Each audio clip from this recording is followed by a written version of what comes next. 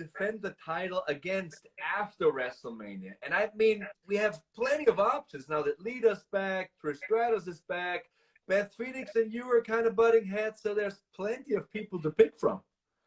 Yeah, especially because it is the SmackDown women's roster as well.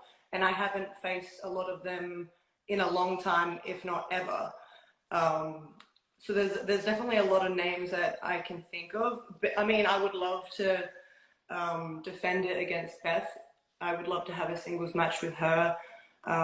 She got a little taste of what I'm capable of in the tag team match, and unfortunately, Finn and I didn't conquer. But you know, we're still here and we're still fighting to see another day. So I would love to face Beth in a singles match. But if not her, then I would say Raquel Rodriguez. That was my guess. The most physically imposing women in WWE at the moment. Yes, I love a challenge, and she's definitely a challenge. I know from NXT, and I know from tagging with her for years what she's capable of, so she would probably be one of my picks. Wow. That's a meow right there. Who's that? That's Ryuk. He's come to say hello. Ryuk. Don't be shy. Come here. Yeah. He just annoys me. He doesn't want to come near me. He just wants me to try and catch him to pat him. Next question here is from Bella. How tough was the decision to choose between Charlotte Flair and Bianca Belair? And I have to ask another question too, because it seems like there's unfinished business between you and Bianca also, because at one point you were the #1 contender. Is that perhaps a match for WrestleMania 40? I mean, possibly. The decision between Bianca and Charlotte was very difficult. I definitely had to sit down and have a long, hard think about my decision.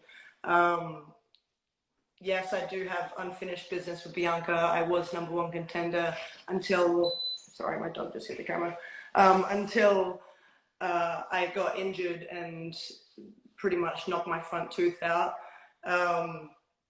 And I lost my spot. I lost my opportunity, but that's just something that happens. Like if you get hurt, you lose your spot on the ladder and you have to work your way back to it.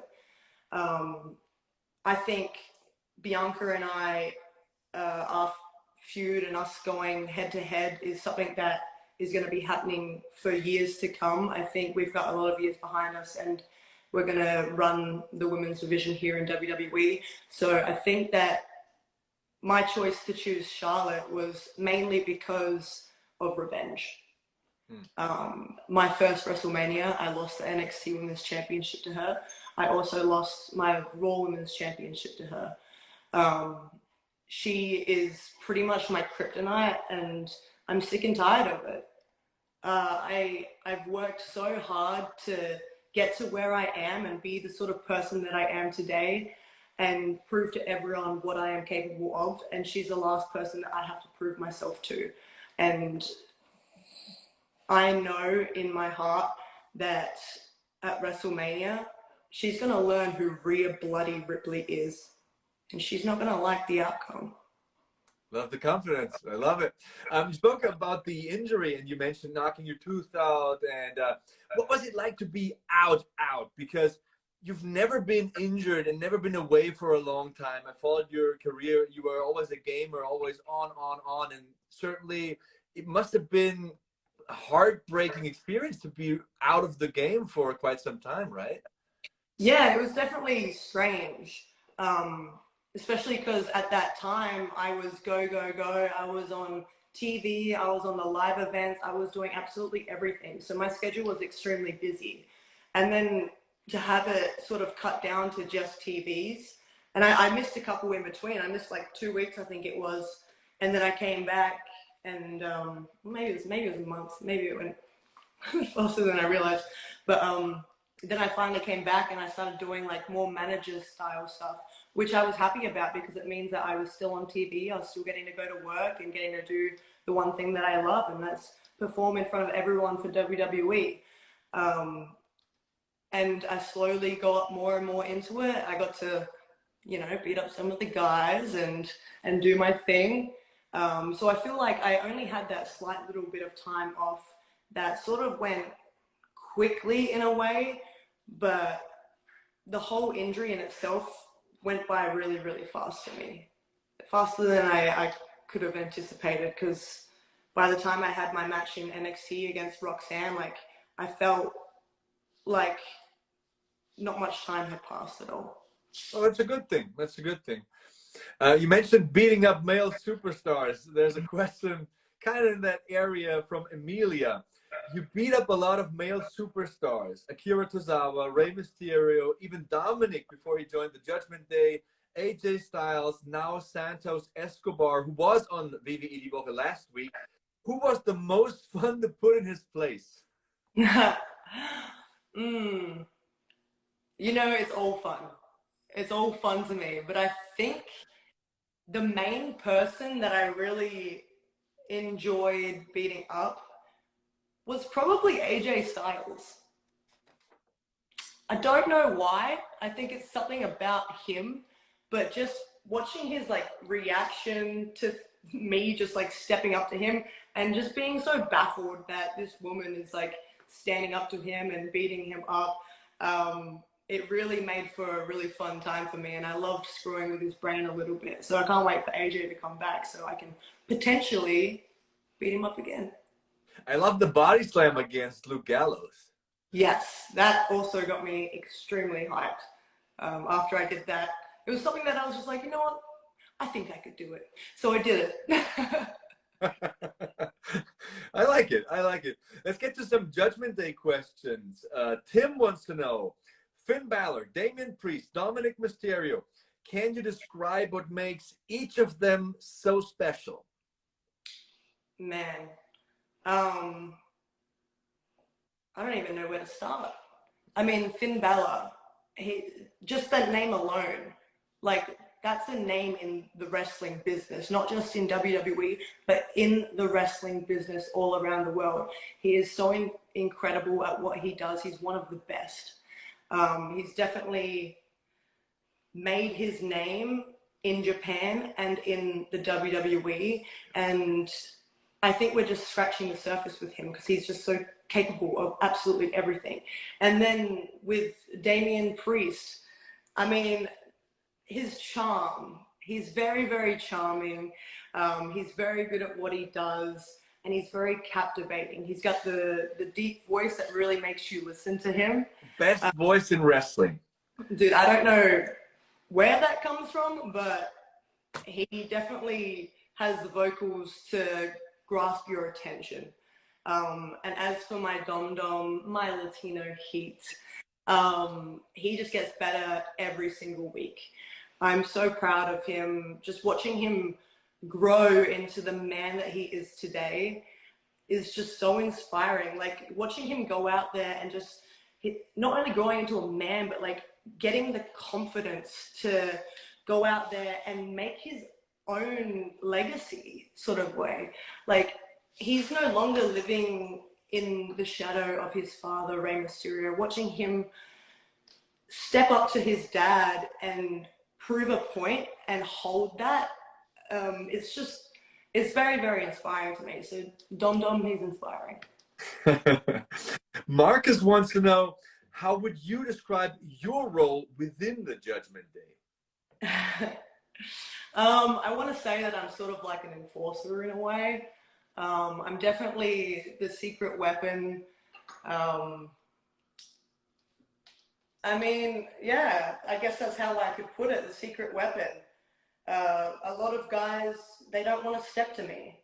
I've asked them many times. I'm like, come on, bring it, hit me, do it. And they won't.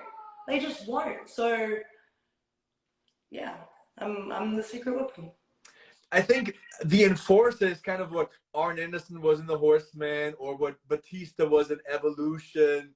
Mm-hmm. But you are different, because we had that talk. I mean, Holger, who I do commentary for Raw with, we had that discussion. What role does Rhea Ripley have? And he said something interesting. He said, she's the leader. She makes the difference. So do you see yourself as in a lead role when that group has somebody as the first Universal Champion ever, Finn Balor? So I've heard people throw around the leader name, and They're very caught up on me and Finn. The thing with the Judgment Day is we don't have a leader.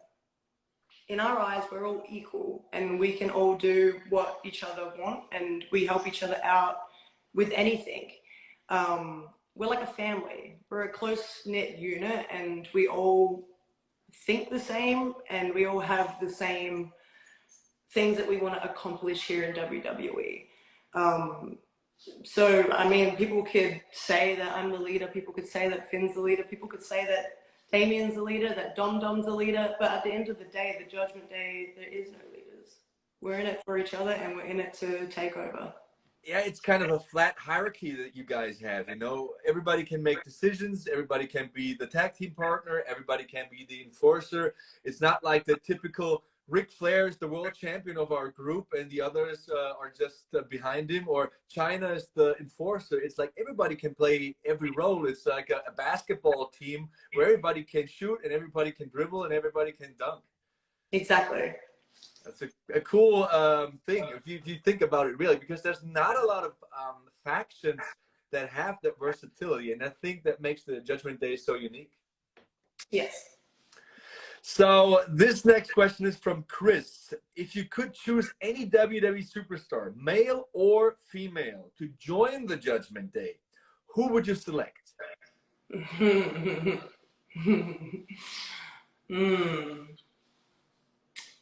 You know, someone that I used to hold very, very close to my heart, someone that I know has it in them to be a part of the Judgment Day, but just refuses to accept it. Someone that is a little bit crazy, but very, very resilient. Someone that I know could be capable of so much more is Liv Morgan. My former tag team partner, Liv Morgan. I think that she would suit the Judgment Day extremely well, and I think that if she decided to join us, we could take her to the next level and show her her true potential. Wow. I mean, I have a question for you. Speaking of Liv Morgan, Julian writes, you just beat Liv Morgan again on SmackDown. Can you imagine her as a member of the Judgment Day and forming a tag team with her? Well, there you go. I mean, if Liv were to join, I've asked her many, many times and she just refuses, but that's just her stubbornness showing through. But I believe that, yes, we would be a tag team again. And I think that we could conquer everything if she decided to join. But she's, like I said, very, very stubborn and she wants to do her own thing. Props to her, but, you know, the door's always open.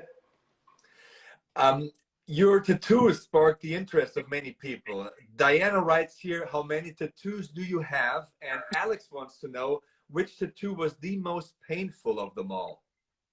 I don't know how many tattoos I have. I have pretty much half my leg done on my left side. I have pretty much my whole leg done on my right side. I have both forearms completely done. I have my underboob tattoo. So like, I don't know. I've lost track of them all. I don't know how many tattoos I have. That's the best answer ever. No idea. I couldn't tell you. But I think the most painful one that I got would have probably been which one? I want to say the butterfly that I have, like the moth that I have under my, which side is it? My left bum cheek. That one really, really hurt. And my right shin was like the death of me. My left shin did not hurt at all, but my right one, it felt like someone was just grating my skin off for like 4 hours. And it doesn't help the fact that I got my knee tattooed in the same day right before it, because I thought it was going to be worse than my shin, but it wasn't worse than my shin. My shin was absolutely horrible. But I think for like the most painful healing process would have been my underboob, because like it didn't hurt while I was getting it done until like right in the sternum area. But the healing process, the whole week after that, I couldn't even shower properly. Like cold water, hot water touching it, I felt like my insides were turning and I felt like I needed to vomit. So that was pretty horrendous. Well, it sounds like it. Here's another question from Kenya. If you could choose any movie, no matter the genre, which would you choose for a reboot with you as the starring actress? Oh, these are some tricky questions and questions that I've never got before. I would probably say I wouldn't mind doing like a Terminator movie. I think that would be pretty cool. I'm all about the action movies as well. Like I do love horror, but I do love action, and I think that I would suit an action movie very, very well. Sounds good. It sounds good. It sounds intriguing. I love Terminator. I remember watching the very first one. You're too young for that, but I'm an 80s kid. I'm an 80s kid, and it changed my life. It changed my whole perception of movies because it was so groundbreaking. Last switch of topics. Food from Australia. I've never had Australian food. Give me something I should try. I'm going to say Vegemite. Vegemite is my favorite. I know a lot of people don't like it, but they're just weak-minded individuals. Vegemite is the way to go. You get a piece of toast, you get a little bit of butter, and you put some Vegemite on it, and you're good to go. Perfect breakfast. Okay, I'll definitely try that. And I just realized another half an hour is gone. Where did time go? It's so interesting with you, and those questions that came in so heavily, and so many came in.